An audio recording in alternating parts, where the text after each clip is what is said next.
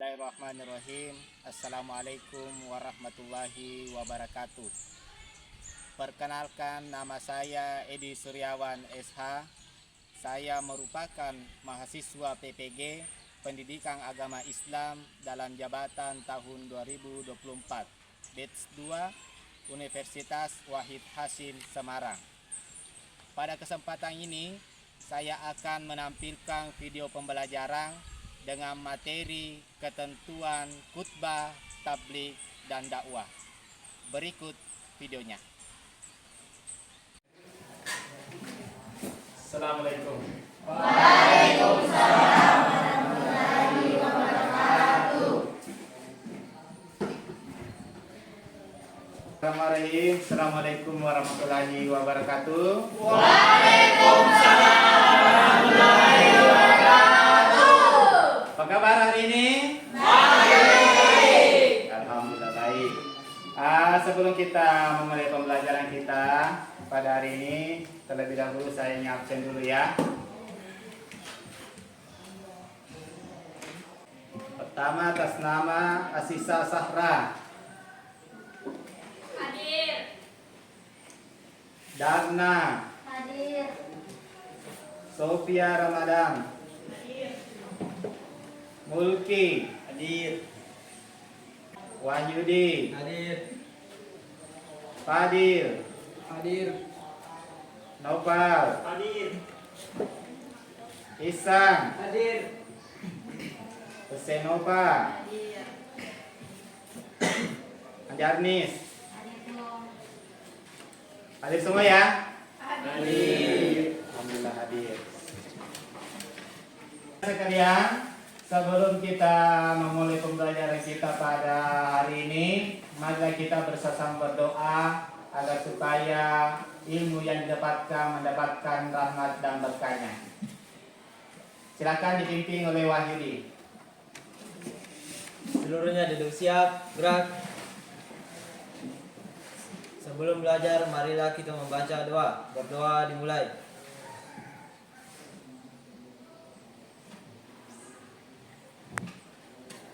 Berdoa selesai. Alhamdulillah. Mari kita manjatkan puji dan syukur kepada Allah Subhanahu wa taala. Salawat dan salam kita curahkan kepada Nabi besar kita Muhammad sallallahu alaihi wasallam. Anakku sekalian, sebelum kita memulai pembelajaran pada hari ini, saya ingin mengajukan beberapa pertanyaan terkait dengan pengalaman Ananda, yaitu materi khutbah, tabligh, dan dakwah. Baik, anak-anakku sekalian, yaitu terkait dengan materi kita pada hari ini adalah materi khutbah, tabligh, dan dakwah. Saya ingin bertanya, adakah yang bisa memberikan pengalamannya terkait dengan materi khutbah, tabligh, dan dakwah? Silakan. Ya, Wahyudi, silakan. Pengalaman saya yaitu bisa memberikan pemahaman kepada masyarakat, khususnya hari Jumat terkait dengan pesan agama. Ya. Tepuk tangan untuk temannya. Jadi terkait dengan pengalaman berkhutbah, Wahyudi telah melaksanakan pengalamannya di masjid, yaitu menyampaikan pesan-pesan agama terkait yaitu pada hari Jumat. Selanjutnya ada dari pengalaman berikutnya. Saya pun. Ya, silakan Jarnis. Pengalaman saya terkait dengan dakwah yaitu dapat menyampaikan ilmu agama kepada masyarakat dimanapun berada. Ya, tepuk tangan dulu, Tuan Jarnis. Artinya apa? Dakwah itu bisa kita memberikan pesan agama dimanapun berada. Apakah di pasar, apakah di mall, apakah di masjid, ataukah di sekolah. Kalau pesan-pesan itu yang kita sampaikan, maka itu adalah dakwah, yaitu pembelajaran ilmu agama. Oke, selanjutnya yaitu sebelum kita masuk materi inti kita pada hari ini, maka saya akan menjelaskan terkait dengan materi sebelumnya, yaitu ketentuan khutbah, tabligh, dan dakwah. Kita lihat bersama. Jadi ketentuan khutbah, tabligh, dan dakwah itu memiliki pengertian yang berbeda-beda. Akan tetapi khutbah, tabligh, dan dakwah itu memiliki persamaan yang sama, yaitu menyampaikan nasihat atau pesan agama kepada umat manusia, khususnya beragama Islam. Kita perhatikan, yang pertama adalah khutbah. Khutbah itu menyampaikan pesan atau nasihat kepada manusia, akan tetapi ada syarat dan rukunnya tertentu. Kemudian kedua, tabligh. Tabligh itu adalah menyampaikan pesan atau nasihat kepada umat manusia sesuai dengan perintahnya, dengan perhatikan syarat dan rukun tertentu. Dia memiliki syarat, dia memiliki rukun juga tertentu. Kalau dakwah itu adalah mengajak orang lain untuk meyakini kebenaran ajaran Islam dan menjalankan syariatnya.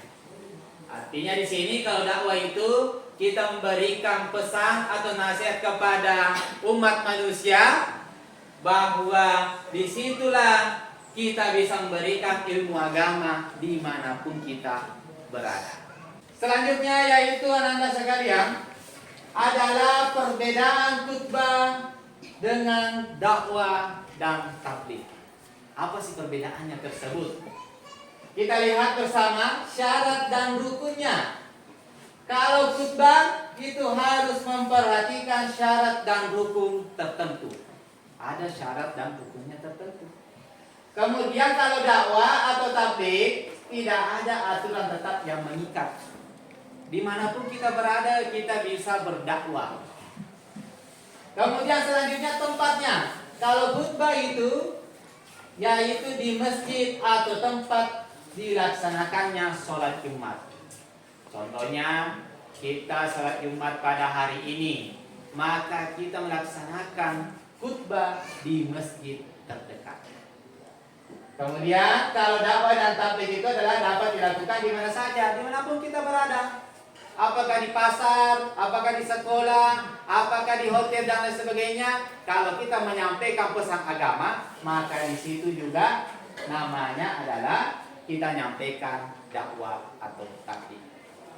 Berikut kewajiban. Kewajibannya kalau khutbah itu adalah bagi laki-laki. Jadi perempuan itu tidak wajib untuk Jumat. Ya. Selanjutnya, kalau dakwah atau tabligh itu adalah terbuka untuk siapapun yang mau menambah ilmu. Kalau ada orang yang ingin menambah ilmu pengetahuan terkait dengan ilmu agama, maka dia bisa melaksanakan yang namanya dakwah atau tabligh. Kemudian selanjutnya media. Apa media yang digunakan oleh khutbah? Kalau khutbah itu dia terbatas pada sarana yang tersedia di tempat khutbah. Contohnya di masjid. Itu dia terbatas sarananya. Dia tidak bebas. Karena kenapa? Dia menyampaikan isi dari khutbah di hari Jumat tersebut. Dakwah dan tabligh itu medianya adalah lebih luas dan beragam. Kita bisa menggunakan buku, kita bisa menggunakan HP, kita bisa menggunakan internet, kita bisa menggunakan laptop. Kalau itu yang dinamakan dengan dakwah itu menyampaikan ilmu-ilmu agama. Walaupun kita memakai jaringan internet, HP, laptop dan sebagainya. Kemudian terakhir kondisi. Kalau khutbah itu harus dalam keadaan suci dari hadas. Artinya apa? Kalau kita ingin melaksanakan sholat Jumat, kita ingin melaksanakan berkhutbah di hari Jumat itu, kita harus bersih dari hadas. Dan yang terakhir yaitu dakwah dan tabligh. Kalau kondisinya itu dia adalah tidak diharuskan suci, tetapi diutamakan untuk bersuci. Walaupun kita tidak suci dalam hadas, maka itu kita bisa berdakwah. Apakah kita bersih ataukah tidak bersih, maka itu bisa kita berdakwah. Sudah paham anak-anak sekalian? Adapun model pembelajaran kita pada hari ini yaitu terkait dengan PJBL, adalah Project Based Learning. Jadi kita akan membuat suatu proyek terkait dengan khutbah, tabligh, dan dakwah. Oke, saya mau bagi kelompok pada kegiatan inti hari ini. Ada 3 kelompok, yaitu kelompok pertama, kelompok kedua di bagian tengah, dan kelompok 3 di bagian samping kiri saya. Sudah paham ya? Oke. Adapun tugasnya untuk kelompok 1 adalah membuat naskah khutbah. Untuk kelompok 2 yaitu merancang pesan tabligh. Dan untuk kelompok 3 yaitu membuat video pendek. Sudah paham? Oke, ya silakan sekalian berembuk kepada masing-masing kelompoknya. Silakan. Oke, sudah dibagi kelompoknya ya? Sudah. Oke, saya ada kumpulan materi dakwah terkait dengan khutbah Jumat. Oke, saya berikan ini kepada kelompok 1 ya. Silakan. Silakan berembuk kepada temannya. Dibuat yaitu khutbah pertama dan khutbah kedua. Jadi khutbah pertama itu ada pesan-pesan memuat dengan salawat kepada Rasulullah, pesan kepada Allah Subhanahu wa taala. Kemudian isinya, setelah itu baru beralih ke khutbah kedua, yaitu khutbah penutup.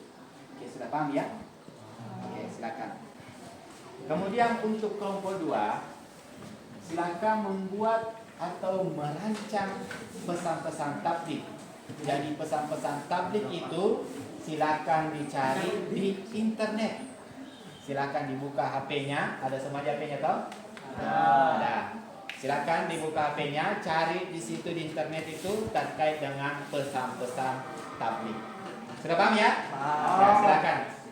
Oke, untuk kelompok 3 yaitu merancang sebuah video. Jadi silakan ditulis dulu isi dakwahnya atau ceramahnya. Setelah dibuat isi dakwah dan ceramahnya, barulah di situ ada salah satu temannya di video. Setelah di video baru dikirim hasil rancangannya. Oke, sudah paham ya? Oke ya, silakan. Agak Hijriah Masehi. Nah, 2022 M. Pak.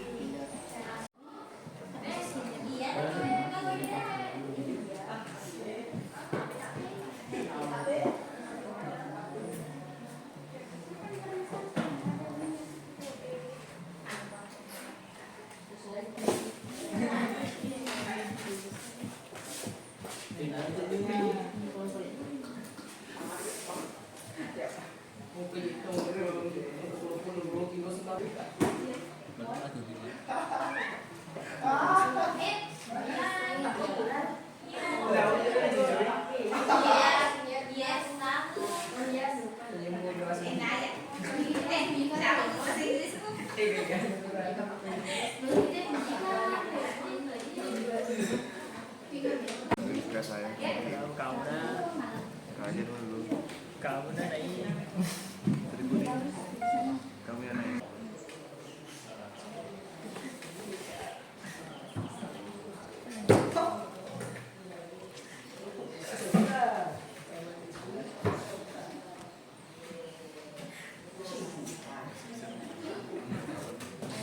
Taubat. Gimana? sudah selesai? Sedikit lagi. Sedikit lagi ya. Nah, jadi silakan Anda membuat suatu naskah khutbah dari khutbah pertama dan khutbah kedua. Jadi nanti ada 2 orang yang nanti akan menyampaikan hasil khutbahnya ya. Oke, sudah paham ya? Satu. Oke, ya. Oke, dari kelompok 2 bagaimana? Ya, sedikit lagi ya. Nah, jadi ini membahas terkait dengan pesan tabligh. Jadi nanti itu pesan tablignya itu kita sampaikan nanti di depan. Apa-apa saja yang terkandung dari pesan tabligh, yaitu dari ilmu agama. Jadi apa judulnya? Nah, jadi membangun akhlak mulia dengan meyakini sunnah Nabi. Jadi membangun akhlak mulia dari Rasulullah SAW itu bagaimana? Nah, itu disampaikan terkait dengan pesan-pesan dari hasil ananda yang kerjakan. Oke, sudah paham ya? Paham. Ya, selesai? Ya, selesai ya. Nah, jadi selanjutnya setelah selesai ini terkait dengan naskah dakwahnya, nah, selanjutnya yaitu di video dirinya sementara menyampaikan hasil dakwahnya. Jadi nanti setelah di video baru dikirim di WA, baru kita tampilkan di depan untuk masing-masing kelompok memperhatikan dari hasilnya proyeknya dari kelompok 3. Oke, sudah paham ya? Bismillahirrahmanirrahim. Assalamualaikum warahmatullahi wabarakatuh. Pertama-tama marilah kita panjatkan puji syukur terhadap Allah Subhanahu wa taala karena berkat nikmat sehat dan karunia-Nya sehingga kita dapat berkumpul di tempat yang berbahagia ini. Sholawat serta salam semoga selalu tercurah kepada junjungan kita yakni Nabi besar Muhammad SAW yang telah membawa kita dari alam kegelapan hingga menuju ke alam yang terang benderang seperti saat sekarang ini. Dan semoga sampai kepada kita selaku umatnya yang insya Allah taat akan sunnah-sunnahnya. Pada kesempatan ini saya akan menyampaikan kultum singkat saya mengenai kematian. Saudaraku, kematian adalah hal yang pasti dan tidak dapat dipungkiri. Seperti Allah berfirman dalam Al-Quran surah Al-Imran ayat 185,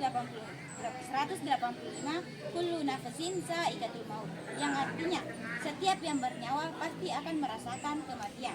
Tidak ada satupun yang bisa menghindari kematian, tidak peduli usia, harta atau kekuasaan yang dimiliki. Kematian bukanlah akhir, tetapi Oke, sudah semua ya? Sudah. Oke. Selanjutnya yaitu silakan Anda sekalian, kita akan mempresentasikan masing-masing hasil proyeknya, yaitu dari kelompok 1 terkait dengan khutbah, kelompok 2 yaitu terkait dengan tabligh, dan yang kelompok 3 yaitu terkait dengan video dakwahnya. Oke, itu dari kelompok 1 silakan untuk naik mempresentasikan hasil dari proyek dari membuat naskah khutbahnya. Silakan dari kelompok 1.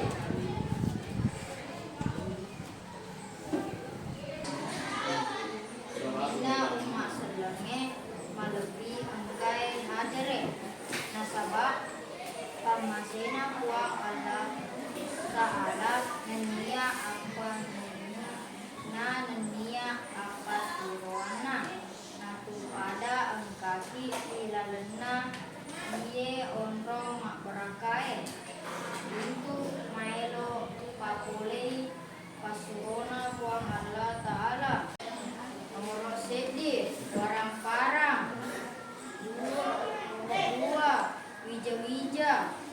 Oke, jadi khutbah pertama selesai ya. Selanjutnya yaitu khutbah kedua. Silakan Pak Yudi. Alhamdulillah hamdan katsira kama amara asyhadu an la ilaha illallah wahdahu la syarikalah wa asyhadu anna Muhammadan abduhu wa rasuluh. Allahumma shalli wa sallim wa ala ubarik ala abadika wa rasulika Muhammadin wa ala alihi wa sahbihi ajma'in amma ba'd.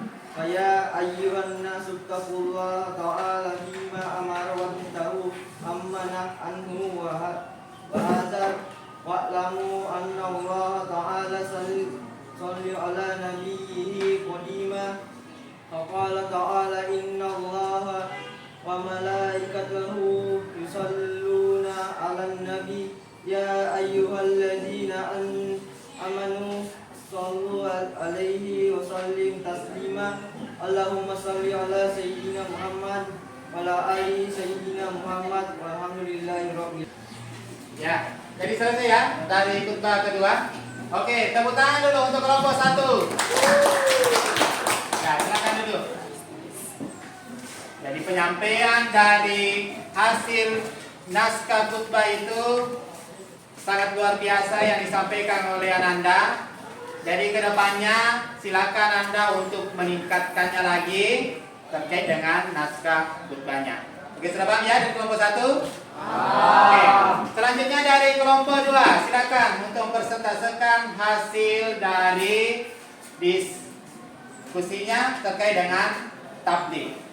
Silakan. Jadi selanjutnya dari kelompok 2, silakan. Judul: Membangun akhlak mulia dengan mengikuti sunnah Nabi. Assalamualaikum warahmatullahi wabarakatuh. Pada kesempatan kali ini kita akan membahas tentang pentingnya membangun akhlak mulia dengan mengikuti sunnah Nabi Muhammad SAW. Dalam Al-Quran, Allah Subhanahu Wa Taala berfirman, sesungguhnya telah ada pada diri Rasulullah itu suri teladan yang baik bagimu, yaitu bagi orang yang menghadap rahmat Allah dan keteladanan hari kiamat dan yang banyak menyebut Allah. Quran Surah Al-Ahzab ayat 21.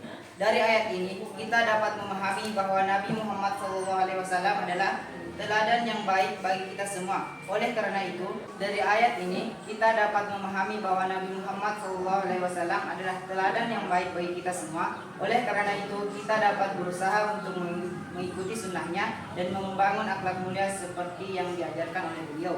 Beberapa contoh akhlak mulia yang dapat kita contoh dari Nabi Muhammad SAW. 1. Sifat amanah. 2. Sifat sabar. 3. Sifat penyayang. Dan 4. Sifat adil. Dengan membangun akhlak mulia seperti tersebut, kita dapat menjadi orang yang lebih baik dan lebih dekat dengan Allah Subhanahu Wa Taala. Marilah kita berusaha membangun untuk mengikuti sunnah Nabi Muhammad SAW dan membangun akhlak mulia dalam kehidupan sehari-hari. Assalamualaikum warahmatullahi wabarakatuh. Ya, tepuk tangan dulu untuk kelompok 2. Silakan duduk. Selanjutnya kita berada di kelompok 3. Silakan. Jadi untuk kelompok 3 sudah mengirimkan video. Ya, sudah ya. Jadi nanti kita akan melihat bersama hasil dari video ceramahnya. Oke? Dari kelompok 1 kelompok 2 ya. Ya, silakan dulu dari kelompok 3. Oke, anak-anak sekalian, kita melihat bersama hasil dari video pendek terkait dengan isi dakwah yang disampaikan oleh kelompok 3. Oke, selamat menyaksikan.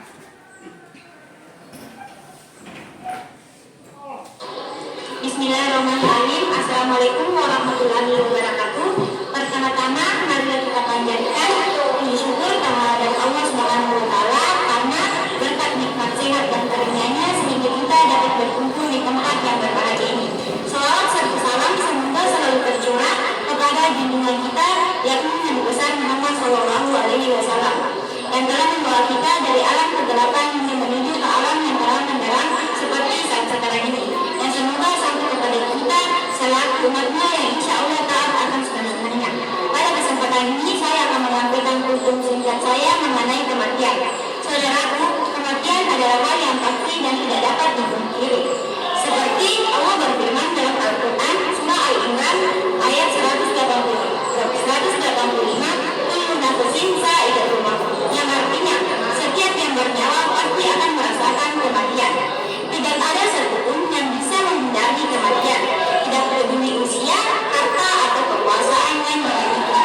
Kematian bukanlah akhir, tetapi sebuah perjalanan menuju kehidupan yang abadi. Oleh karena itu, hidup kita di dunia harus dimanfaatkan dengan baik untuk beribadah, beramal saleh, dan mendekatkan diri kepada Allah Subhanahu Wa Taala.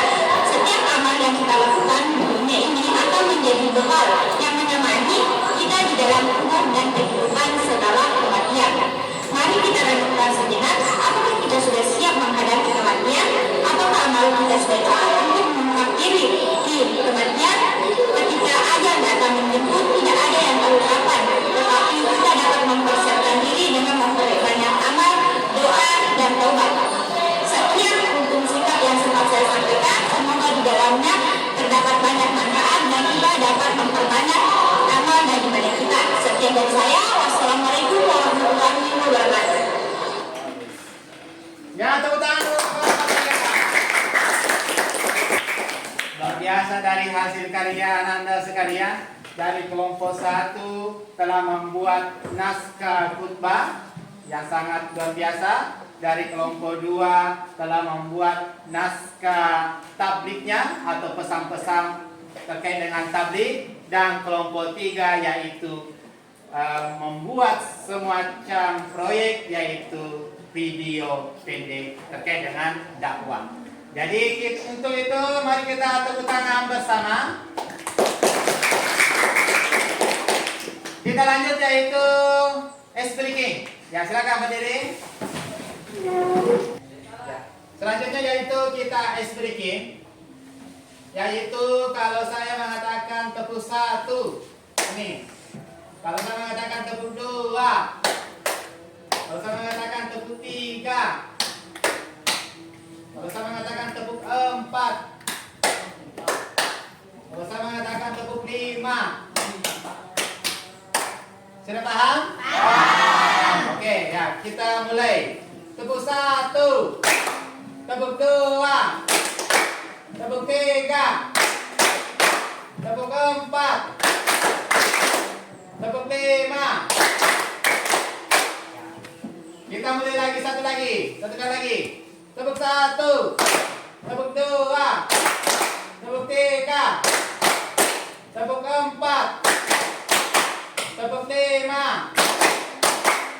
Ya, tepuk tangan untuk kita semua. Nah, silakan duduk Anda sekalian. Oke.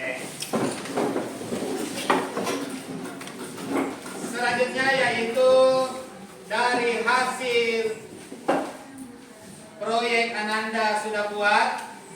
Jadi sebagai kesimpulannya adalah untuk kelompok 1 membuat naskah khutbah. Jadi nanti itu silakan dilengkapi lagi dengan dalil-dalilnya, kemudian isinya lagi mau dilengkapi lagi, kemudian apa-apa yang terkandung di dalam syarat dan rukun khutbah tersebut. Oke, sudah paham ya dari kelompok 1? Oke. Dari kelompok 2, alhamdulillah pesan yang disampaikan itu memiliki makna yang sangat luar biasa. Olehnya itu, kedepannya pesan yang disampaikan oleh tabliknya itu bisa dimanfaatkan di dalam kehidupan sehari-hari. Oke, sudah paham ya dari kelompok 2? Dari kelompok 3, yaitu saya melihat dari videonya tadi sangat luar biasa pengambilan gambarnya, kemudian penyampaian dari dakwanya itu. Semoga apa yang disampaikan di dakwanya itu bisa kita juga melaksanakannya di dalam kehidupan sehari-hari. Sudah paham ya? Jadi nanti dari videonya tersebut bisa ditingkatkan lagi supaya bisa bermakna yang sangat luar biasa dari hasil dakwanya. Oke, sudah paham ya dari nomor 1, 2, dan 3. Ya, ada sekalian, selanjutnya yaitu kita di kegiatan penutup pada pembelajaran kita pada hari ini. Olehnya itu saya persilakan dari masing-masing kelompok untuk menyampaikan apa tantangan yang dihadapi terkait dengan proyek yang dihasilkan. Silakan dari kelompok 1. Adapun tantangan yang kelompok kami hadapi yaitu pertama, bagaimana menyampaikan pesan khutbah kepada pendengar yang tidak mudah setuju dengan formulasi tradisional. Yang kedua, bagaimana menyampaikan pesan khutbah kepada pendengar yang tidak mudah menerima doktrin tradisional. Ya. Oke, terima kasih. Setelah untuk kelompok 1. Jadi hasil dari tantangan yang dihadapi terkait dengan membuat naskah khutbah itu sangat banyak ya. Jadi agar supaya tantangan itu bisa kita hadapi secara bersama. Oke ya? Kemudian selanjutnya kelompok 2. Silakan. Adapun tantangan dalam kelompok kami yang pertama menentukan tujuan, yang kedua memahami kebutuhan jemaah, yang ketiga menggunakan bahasa yang efektif, yang keempat mengatasi keterbatasan waktu. Oke, tepuk tangan untuk kelompok 2. Jadi itulah tantangan yang dihadapi dari kelompok 2. Jadi kedepannya agar supaya tantangan itu kita bisa hadapi secara bersama dari kelompok 2. Oke, selanjutnya dari kelompok 3, silakan. Adapun tantangan dari kelompok kami, yang pertama menerima berbagai respon, yang kedua membangun kepercayaan, yang ketiga menyampaikan dengan hikmah, yang keempat memahami target dakwah. Oke, tepuk tangan untuk kelompok 3. Jadi masing-masing dari kelompok 1, kelompok 2 dan kelompok 3 itu memiliki tantangan yang berbeda. Jadi marilah kita hadapi tantangan tersebut dengan cara membuat proyek yang lebih maksimal lagi dan bisa kita hadapi secara bersama-sama. Oke, sudah paham ya untuk dari kelompok 1, 2 dan 3? Oh. Selanjutnya terakhir yaitu penugasan mandiri. Jadi setiap dari hasil proyek yang Ananda kerjakan, dari kelompok 1 membuat naskah khutbah, kelompok 2 membuat pesan tabligh, dan kelompok 3 yaitu membuat macam video. Jadi olehnya itu dari ketiganya ini, kelompok ini, silakan Ananda memaksimalkan kembali terkait dengan proyeknya. Jadi membuat naskah khutbah itu silakan Anda untuk melengkapinya. Membuat pesan tabligh itu silakan Anda terapkan di kehidupan sehari-hari. Dan dari kelompok 3 itu adalah menambah lagi hasil karyanya terkait dengan videonya, agar supaya semua pekerjaan yang Anda kerjakan nanti bisa kita hadapi secara bersama-sama. Oke, sudah paham ya? Selain itu marilah kita tutup perjumpaan kita pada hari ini dengan membaca doa. Silakan Pak Yudi pimpin doa. Seluruhnya duduk siap, sesudah belajar, marilah kita membaca doa. Berdoa dimulai.